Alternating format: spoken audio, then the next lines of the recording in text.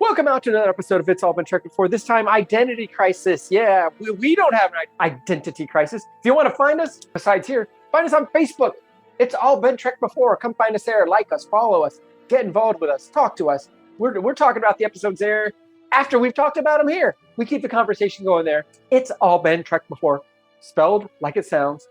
Find us on Facebook. And find us talking here about an identity crisis on It's All Been Checked Before. Welcome out to another episode of It's All Been Shrek'd Before. Your regular hosts are here. This is Steven. And Keith, I think. And the parasite alien that used to be Jimmy-Jerome. Like how blue I'm glowing? I wish there was a filter I could have put on for the Patreon donors that are watching on video. We're obviously about a season ahead. We talked about this before.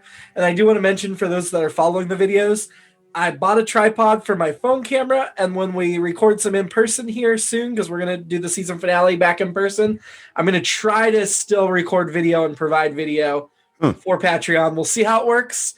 No guarantees. One camera, not three, but we're going to try to keep the video coming for you Patreon donors if you like it. If you don't like it, let us know that, and we won't waste our time. But I'm working on it. I'm trying. Figured I'd try. I'm just imagining that being the thing that gets people to provide feedback. Like, please do not show yourselves. Email Jerome at iabdpresents.com and let us know. Anyway, we're here to talk Identity Crisis, which is LeVar Burton's final episode on The Next Generation. First impression. I said that to my wife because she walked in towards the end of it when he had the transformation. Oh, yeah. And I said, this is LeVar Burton's final episode. And she looked at me and go, really? No. So Keith, she didn't know you're what not the only season one it that was. falls for it sometimes. Anyway, first impressions. I'm going to say my first impression was That's pretty, yeah. I said, it was a good one. Yeah, I wrote down at some point that all of a sudden we're in a Disease of the Week run as well. I think there are some interesting things in this episode, I think that speaks to, and we've talked about this before, we've run into a season 3 TOS episode here and there, but even those have been better. They've had some redeeming things. There's some redeeming things in here. It's definitely not my favorite though. It was a bit boring. Yeah. Now Keith's going to tell us how much he disagrees. Not exactly. We were talking about the episode titles in the previous episode, and I thought that fit better here.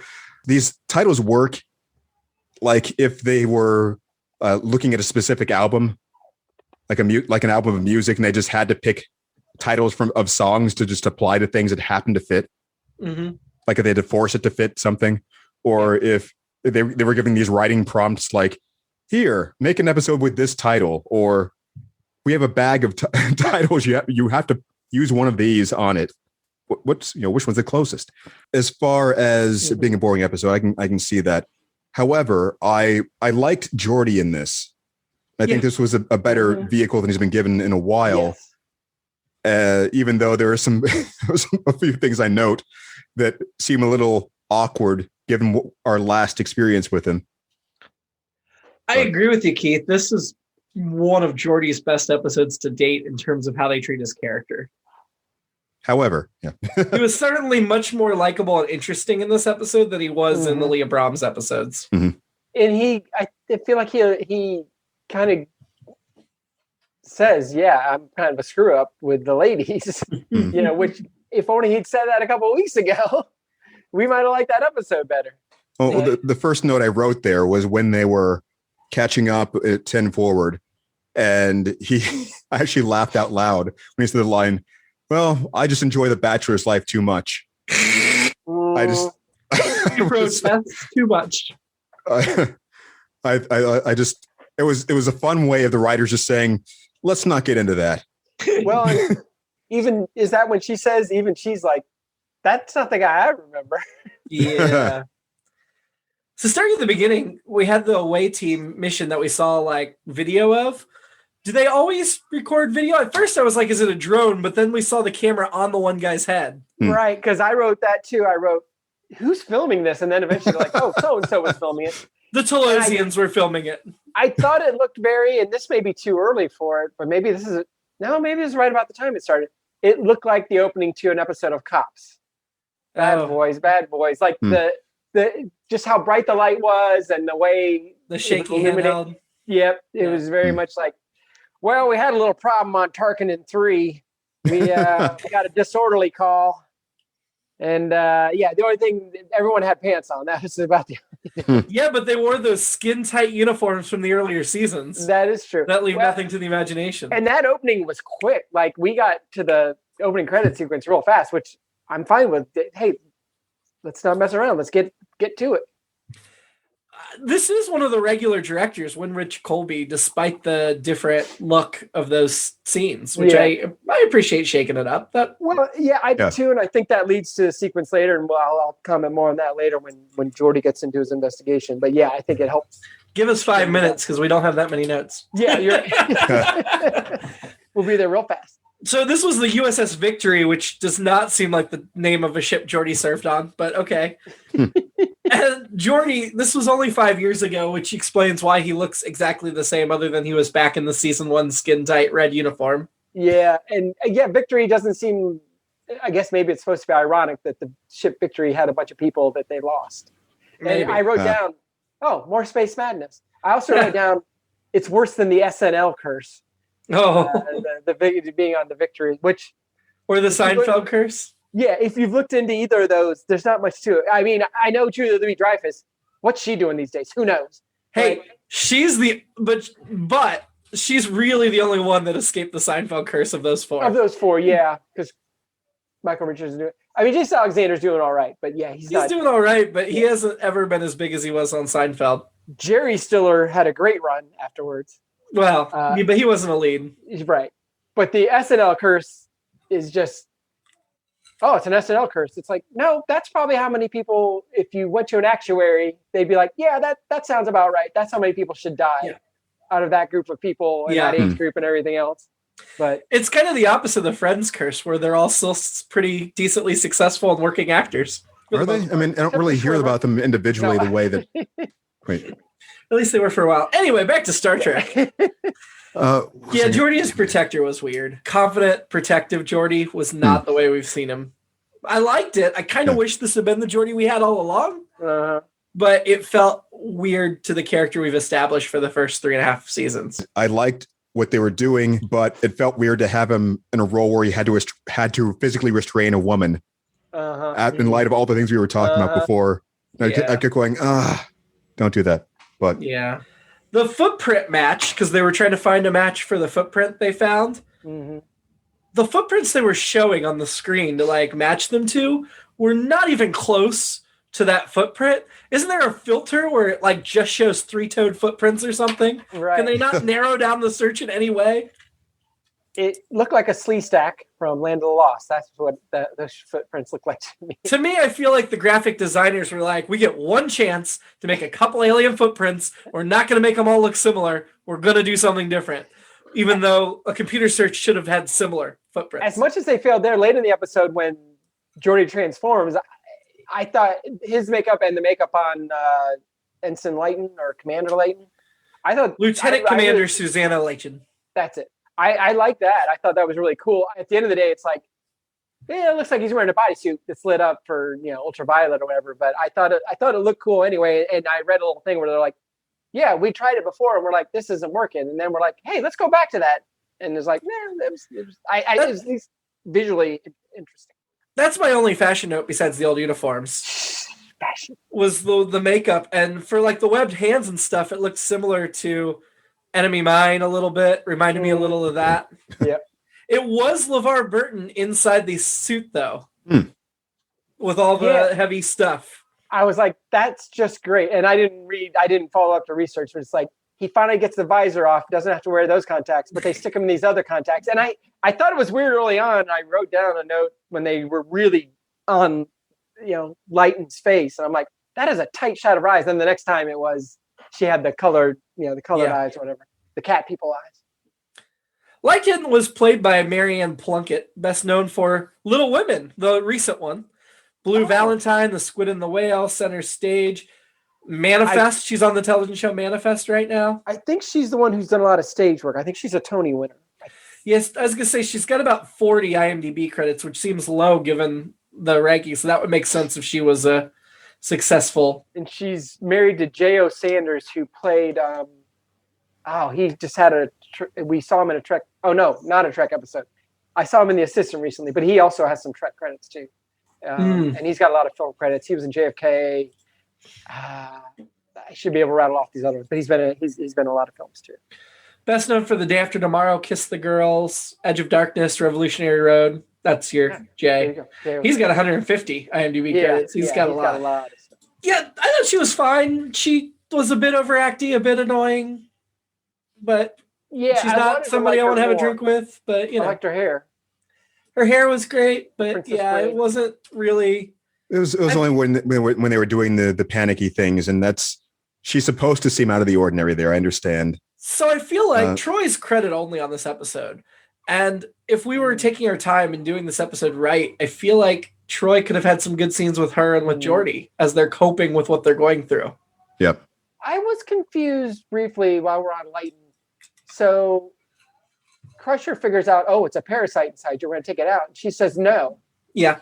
I'm like, but then later they do take it out. I'm like, what do you? Because she was my annoying person at that point.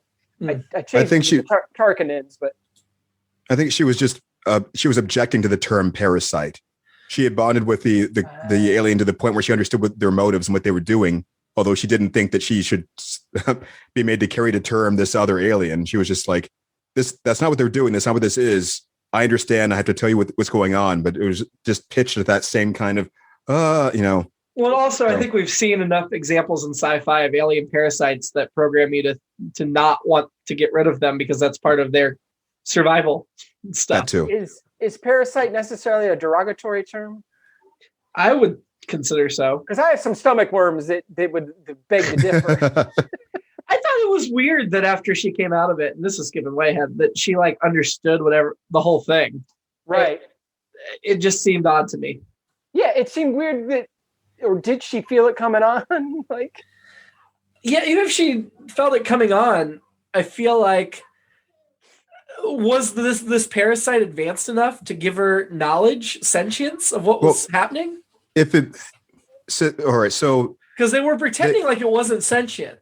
They explained the way she acted makes it feel like it's sentient. They explained that they were instinctual creatures, and if it's something that reproduces by actually taking over the entire host and transforming them, then they would probably pass along genetic knowledge that she would know how to articulate when she's actually returning to human. Huh. That makes sense.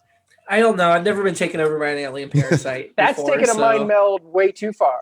Yeah. I did note that it was nice Geordi wasn't flirting with her and hitting on her the whole episode, because that's what I worried they would turn it into. This was just a friend. Early on in the script, they had a more romantic relationship, and they decided to go a different direction. Did they really? I agree with you guys. Good idea. I think so too.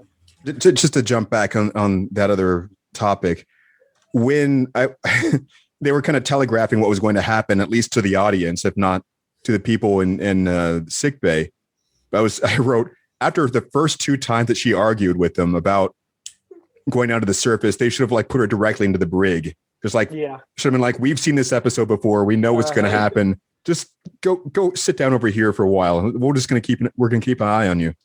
Well, they said they wanted to confine Geordi, and they're like, well, we're going to track him to make sure he doesn't be dead. And then that didn't work. Yeah. I mean, that made sense to me in the sense that he wasn't showing symptoms yet. And he actually was one of the best people to investigate it. So fine, go do that. And also he wasn't biologically Geordi anymore because they had trouble finding him because he was changed enough. So I guess that's eventually, past their sensors. He's got a little slippery. I will say though that Crusher Picard Geordi scene where they're discussing it shortly after it disappeared and while they're treating, that was a really good, strong scene. Mm-hmm. And probably one of my favorite Geordi scenes of the series, definitely my favorite scene of this episode, where they're talking about him wanting to investigate it and Picard and Crusher being worried about him. And I wrote, I trust Geordi in any investigation because he's the one, I've talked about it in a couple of legal episodes, Matter Perspective. Yeah. So on the Klingon episode, where Geordi came through with the investigation. So I was like, I trust this guy. He's an excellent Watson. Yes. So on that subject, one of my last notes was, why the F would you just turn Data away and just assume there's nothing that Data can add to me trying to detect anomalies in this situation. Right. Yeah. And it's kind of like, it's not like he's like trying to break down a human relationship. It is literally, let's examine this data for something that doesn't fit or any number of other things. And, Well, and the fact that Geordi didn't report when his hand started shaking, I kind of understood it from an emotional perspective of, he felt like he was getting somewhere with his investigation and he was worried they'd make him stop. But on the other hand, he had just promised them to report if he had any symptoms. And again, it was they should have just had that the naked time kind of your maracas shaking when his hand started shaking just to indicate space madness. And just to jump back a little bit, and I'm thinking another Space Madness episode, which was not alternate factor, the one where they have the creatures on the planet, TOS, and Spock goes blind at the end. Oh yeah. That was that was the season 2 finale, right? That's where Kirk loses his brother and then his wife, I think, or somebody. Operation Annihilate. Yes, and they fly the shuttle into the sun. I figured it out without looking it up. I'm proud. That's well done. But we lose another shuttlecraft here. Yeah. And now I see why they keep making them small. They're like, we lose a shuttlecraft every week. We can't afford to have these giant shuttles. They got to be small now because somebody gets space madness and is going to drive it right into the atmosphere. It's like every cop car in a Marvel movie. It's going to get smashed by something. So, thankfully, they could just replicate a new one. I did like the one shuttle, mini shuttle was the Cousteau. Yep. Yeah. So I'm like, I saw the SCAEAU and I'm like, that's got to be Cousteau. And it was. So I thought that was cool. Even though there were no fish in this episode. Nurse Agawa was very much a part of the scene with Crusher there. Yeah. And it made me think, I know she's only been a couple episodes, but all of a sudden she seems like a regular on the show. And I wondered I knew they already had the budget for Guinan and the budget for O'Brien because they've both been long-time reoccurring characters. But I wondered if Wesley leaving gave them the budget to bring Keiko and Agawa in as like semi-regulars, like a couple of regulars.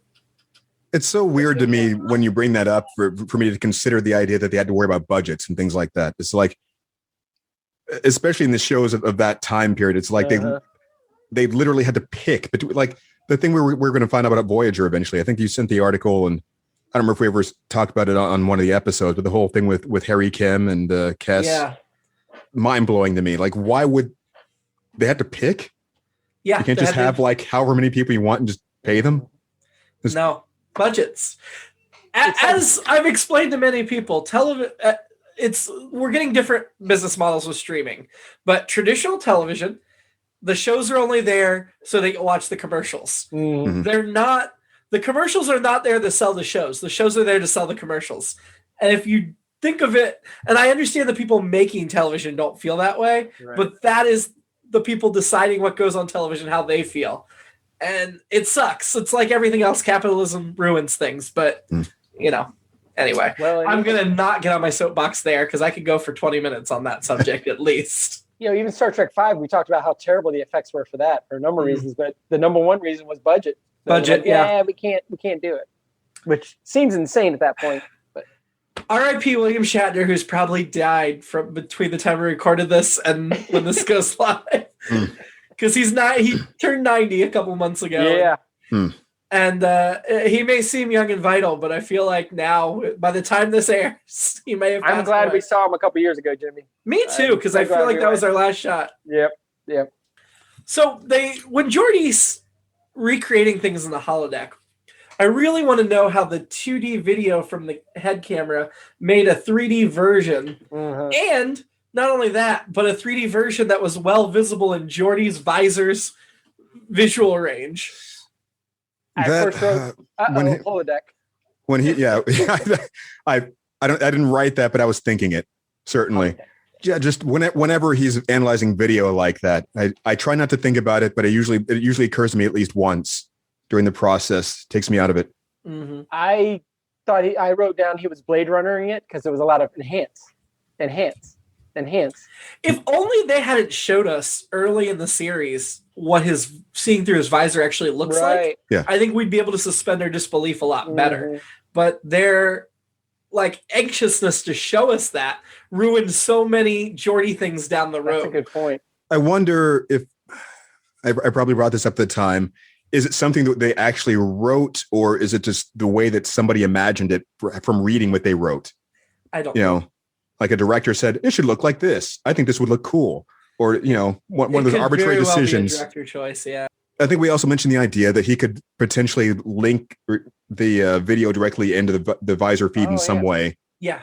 So maybe he's seeing it at a higher resolution anymore. They just have Geordi's VISOR. Well, no, I mean, as far as when he's watching a video on the screen, it's like it's showing him directly the picture as opposed to the translation of it. That's our guess. We don't know that for sure. That's just something we made up as we were talking about it. Right. I did like in the holodeck when he ran it backwards, though, and everybody talked backwards, and it was very Twin Peaksy. Yeah. Oh, I promised you a Twin Peaks reference. Yes, it was. I feel like the writers at this point were so excited about Twin Peaks being on the air, and I don't blame them, that they put in Twin Peaks references in these last couple episodes. I thought the commitment to the holodeck study was Family Guy level commitment because it went so long. They're like, nope, you are literally on this investigation with him, and we're going to spend all the time we need to, because it was one long scene. And I say that in a good way.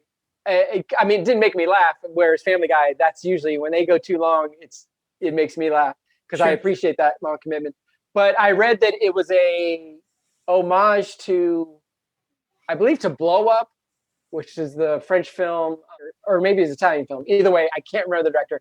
Blow Up, which was remade as Blowout with John Travolta by Brian De Palma, which is also an excellent film. So if that makes you go watch either one of those, and full disclosure, I haven't seen either one of those. I just know they're very good movies.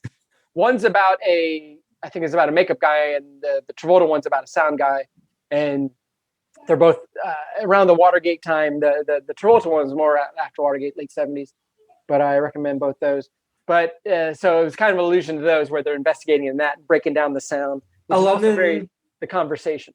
Blow Up was about a London fashion photographer who believes he unwittingly captured a murder on film. Yes. Awesome. Yeah. And the other one, he thinks he caught a recording of a political murder on tape. Interesting. And then the conversation's kind of somewhere in between. I highly recommend that. That I have seen, and that was nominated for Best Picture in '74, and I recommend that with Gene Hackman. Francis Ford Coppola directed that one. Now we're on a different podcast, but I did really like that. But even though it ends up, Geordi doesn't exactly figure it out. Well, no, he does. He does figure out one of those. He just doesn't get to tell us before. Yeah, before he turns into a different creature. I really like that. Geordi got bad fast, so I was really grateful for that conversation earlier in the episode that some people it happens fast, some people it happens slow. Yeah. Metabolisms. Going back to whether or not it was realistic for the 2D rendering and so on. I mean, I think we've seen examples, and I understand how it would potentially be done. It started getting tricky when they're trying to extrapolate from things that weren't actually visible at all. I appreciated actually the way that they were talking to the computer about, okay, use this basic height as a baseline so that you can finish the calculation. Because yes, that would make sense. What that shadow could be anything. It could be literally any size. It could be any position.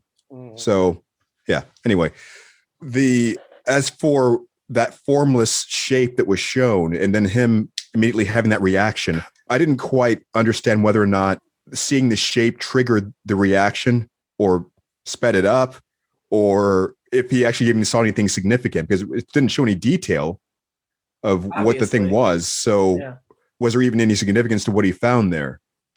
I'm not sure there was, but I think it was just important that there was something, I guess. And then we were cut off from that revelation by the transformation, perhaps. I wrote down the computer obviously tracks the person, not the badge, when they were looking for Geordi. Yeah. Which I thought, I guess I was mistakenly thinking it was tracking the badge, but didn't they say his clothes were gone or something at one point? Well, they found his clothes in the holodeck. Yeah. I liked how the effect of him being almost invisible, because I'm like, oh, that explains the mystery of how crewmen just disappeared. Because before that, I was totally confused at how crewmen that were on the ship just disappeared. I thought that was cool. I liked it a lot. I like the chameleon aspect of the makeup, not the makeup itself. The makeup itself was rough, but it's 1990, so I can excuse it. But the chameleon aspect of the character was interesting. And I sent to our group message that they actually did make an action figure of Geordi from this episode that was the brown with the blue veins, but then for one of their like convention exclusives, they made like a translucent blue version. I don't think I had either one of those, but I'm still hung up on the tracking thing just because I think I guess you would want to do both. You could have the biological signs and because then you could just take the thing and attach it to somebody that you want, and it's like, oh, what? Now he's over here. He's right in front of me. And then one of the kids walks onto the bridge. or they have a rat running with the comm badge on it. Yes. I noted at some point that they are really making the most of this planet set that they clearly built for this episode. Like, let's let this budget stretch. We're going to set a lot of scenes between the holodeck and the video and everything. And then they actually went to the planet. They used it 3 different ways. Now I'm thinking about, again, I've professed my love for shuttles for so long. I wonder if it's possible to track down a mini shuttle, and I wonder if it would fit in my basement. I guess I'd have to build it in my basement. I doubt there's still one constructed somewhere. Yeah. But if you win the Vax-A-Million, you might be able to pay someone to build a replica. For those of you who don't know, the Vax-A-Million is a lottery the state of Ohio did that 5 lucky vaccinated folks win $1 million, and all 3 of us happen to win. I gotta get ready. We don't. The drawings haven't happened yet, but when we talk about this in the future, all 3 of us probably happen to win that coming up. Are you both registered? I have not done it. Colleen reminded me I need to. You don't need to. No, you do. The more people that register, the better. I only have one more note, and this is perhaps a spoiler, but at the end when Lighton is appealing to quickly metamorphosizing Geordi, and she's like, I know you're in there, blah, blah, blah. It reminded me, and I don't know if you guys have seen this, American Werewolf in London, the 1981 or 82 version. I've seen it probably at least once, and I keep forgetting it like every time. I don't know what happens. I've seen it like 40 times, and at the end, there's a very similar scene. Then it reminded me, this scene goes a different way. So I guess I am spoiling it, but I do highly recommend that movie. I like I said, I've seen it probably 50 times. Jenny Gutter is in it, who you might know from Logan's Run. John Landis directed it, but it was very similar to that. The appeal was very similar. Well, my last note was something that you guys inadvertently fixed earlier, which was the title, which should be Victory's Losses. I like it. That's a much better title. That's an original series level title. So I finished my notes, but I've got a few more like IMDb stuff to talk about. What do you lose when you win victory or something like that? Is there in truth no victory? It's all a matter of perspective. One of the officers that disappeared, Hickman, was played by Amick Byram, who is best known for The Prince of Egypt. He voiced Moses in that animated film, as well as Star Trek The Next Generation. He was also in A Million Ways to Die in the West and The Greatest Game Ever Played. But in Star Trek, besides this episode, he'll be in a second episode coming up where he plays Troy's father in flashback. Ian Andrew Troy, Loxana's husband. So he has a better Trek role coming up at some point. He also has various voices for Despicable Me 2 and Olaf's Frozen Adventure, interestingly enough. That's the other guest stars. I didn't see anything notable about them. So the story by was Tim DeHaas, who has a story by credit for this and a story by credit of a Voyager episode I am familiar with called Phage, which I believe introduced the Vidians, which is a major race that Voyager deals with. So that's really interesting because that's pretty important. Those are his only 2 writing credits. He has like 5 acting credits, including as a additional Muppet performer in The Muppets Take Manhattan. So I'm very curious what his career was. But he did the story by the teleplay was written by Brandon Braga. And I'm not sure we discussed Brandon Braga yet. He did write the teleplay for Reunion, the Kalar second episode. But Brandon Braga had just come on the show at this point and became a staff writer, and then he partnered up with Ronald D. Moore, who we've talked about in the past, and they wrote not only the finale of the series, but the first 2 movies. And then Brown and Braga went on to run Voyager after Jerry Tyler stepped down. He helped get Voyager started and ran Voyager, and then he ran Star Trek Enterprise before he then was a producer on 24, and then he did the shows Flash Forward, and now he's a producer on Cosmos and The Orville. Oh, yeah. So big sci-fi guy. Oh, he also was the executive producer for Terra Nova, if you remember that series. So Brannon Braga is now on the board as well. At this point, between Brannon, Ron D. Moore, Jerry Taylor, we've got most of our the people that lead Star Trek for the next few years. I think Ira Stephen Burr is the one we're waiting on, who ran DS9 for a long. He was like the main guy for DS9, but. Yeah, these are the producers of Star Trek in the 90s. Very exciting. Very cool. To me. Alternate episodes. Mine was Geordi and Lighton on the Victory, the good times, the good old days, their adventures there. Nice. All Keith, set up like an episode of Cops. No, that's not. Sorry, Keith. No, it's the only one that pops in my head. I hate myself for it. I don't want to say it. It's just. Oh, now we have to hear it. God. We want to hate you as well. All right. Well, yes, he goes to the holodeck to do the investigation and gets distracted. My alternate episode, and I feel bad because I adore LeVar Burton, but I really haven't enjoyed Geordi. So my alternate episode is LeVar Burton was like, I'm sick of how you're writing Geordi, write me off the show, and this was his final episode. Wow. And then he escaped the character. Wow.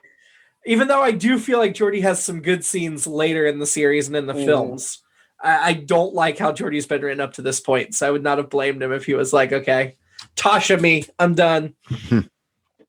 Keith, I think for your Geordi thing, if it ends up being kind of a Family Guy thing where he's like, all right, I'm going to get to this investigation, but first I got to see how this episode of whatever ends or whatever. Or, all right, just one more episode of Battlestar Galactica and then to steal from Portlandia. All right, I'm just going to watch one more episode and then I'll get to the investigation. And then he never gets it. Or better yet, he watches every episode of Portlandia. And then he gets the investigation. Before I forget, I just wanted to say that this you could also theorize that since he's on the holodeck, it could feed the visuals directly into his visor as well. I mean, since it's all being synthesized, right? Maybe that's one reason why he would like to do the holodeck things, because he could just interact with them easier than. Yeah.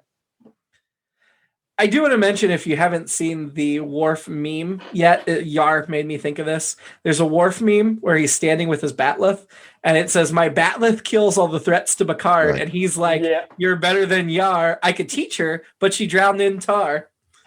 Annoyance of the week. Who are your annoyances? One of the Tarkamans. Is that what they're called?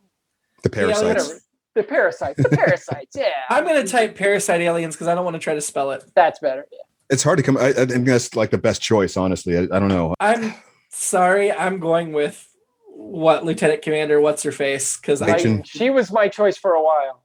Same. It's hard because I liked the ending where she helped rescue Geordi, but other than that, I didn't like her. So I don't feel like that's enough to pull her back from the edge. You know what? I'm gonna choose her as both the annoyance and the beer. Really? Yeah. It's that kind of. It's not her fault, but it's just quote unquote her fault.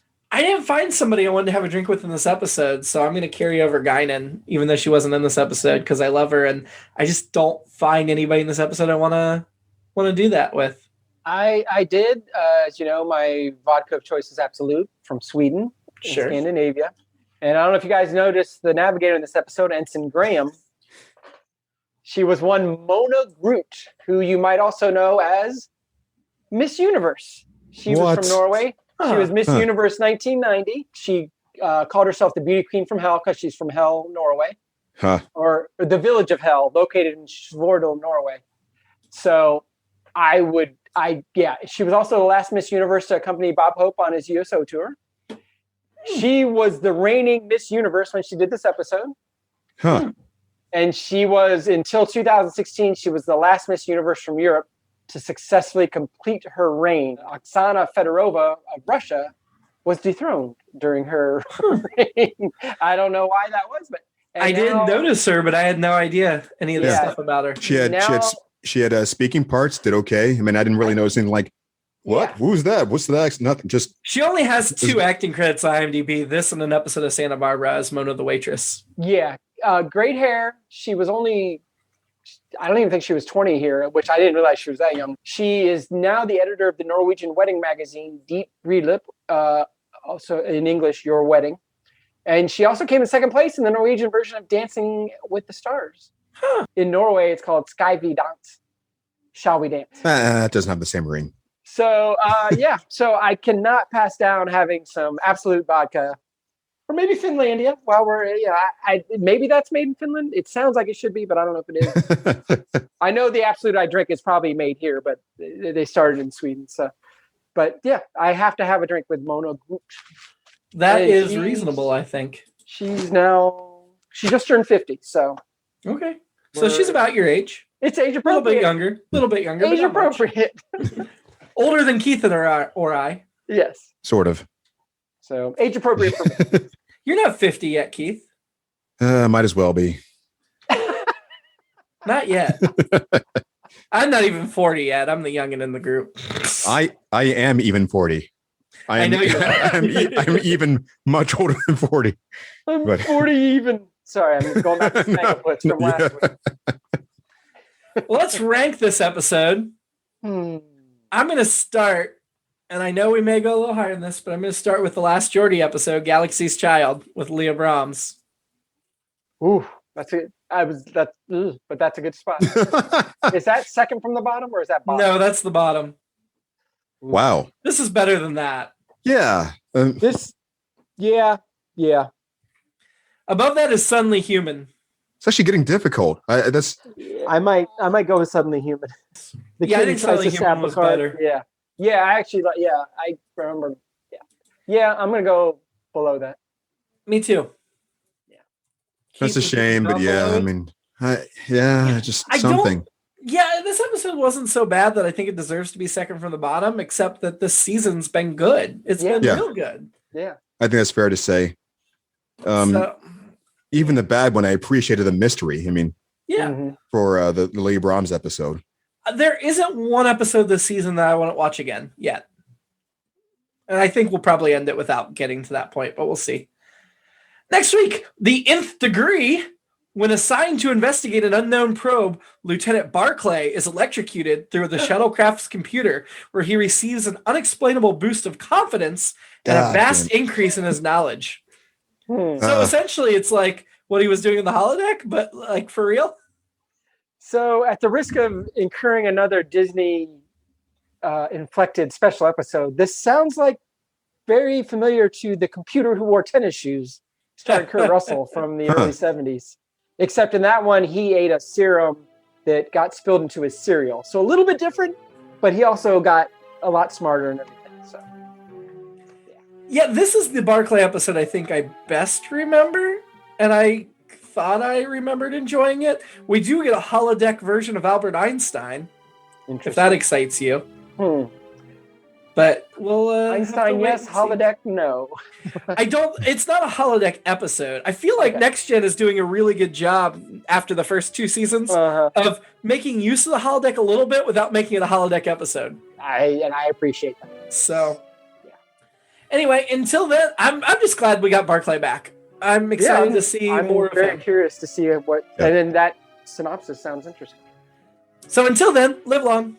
Wash your hands. And take care of your parasites. Especially if you've been down to a planet and prospered. I heard it doesn't spread. The parasite doesn't spread from surfaces. You just need to wear a mask and stay 6 feet apart. Then everyone's safe. I mean, what could possibly go wrong with that? Guys, quit infringing on my freedom.